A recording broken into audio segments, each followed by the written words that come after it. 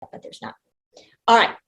So let's just lay some of the groundwork. So what I'm going to do today is I'm going to lay some of the groundwork. If you've seen me before, this will not be a surprise to you, but I will tell you that as I'm talking about content versus process, this bears repeating because it's very different, and this is the place where families get stuck, this is the place where schools get stuck, and this is the place where a lot of clinicians get stuck. So I'm really going to spend some time on that. In my writings, in the things that I do, except for OCD, I've written separate articles on OCD. In none of my books and none of my other articles will you see me talking about specific interventions for specific diagnoses, because I really am looking at this from an umbrella approach. How does this anxiety thing work? The really important thing for me is to recognize and to talk to parents about the fact that this thing is redundant. If there is anything that I really want to make sure that you hear from me, is that the goal is to simplify, simplify, simplify. Anxiety does the same thing over and over and over again, and this is what it wants. It wants certainty and comfort. I do not have different interventions. I do not say, well, if I have social anxiety, I'm going to use this approach. If I have panic disorder, I'm going to use this approach. If I have generalized anxiety disorder, I'm going to use this approach. It is all applicable to all the anxiety disorders. I do talk a little bit more specifically about OCD, and we'll get into that.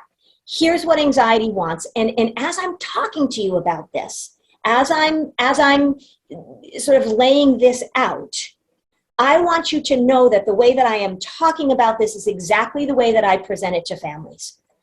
Anxiety has 3 characteristics to it. It is predictable. We know how anxiety shows up. Most families can tell you, yeah, we know when it's going to show up, right? People talk about the triggers. Anxiety shows up during times of uncertainty. I don't really care that much about the specific content. Anxiety is predictable. It is absolutely redundant. It says the same thing over and over and over again. I love my job. I love what I do. But I tell you, I repeat myself a lot.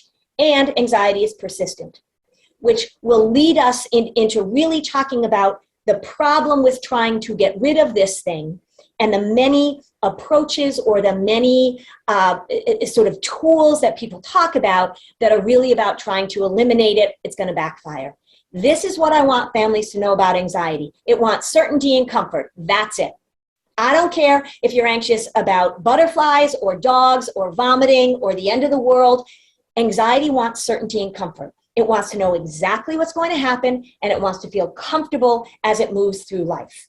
The problem is families try and create certainty and comfort. That's their goal. And I'm sure you've probably had this experience where you're talking to a family. This happens to me a lot. A family will come in and maybe they've been in therapy before, or maybe they've been working on it. And I say, well, tell me how you've learned how to deal with it. Tell me what really works for you.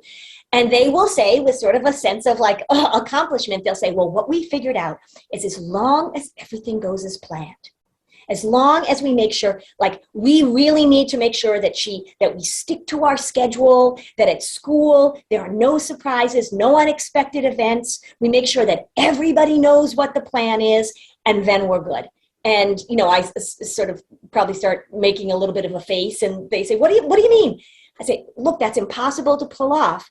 And this is what I mean by doing the disorder.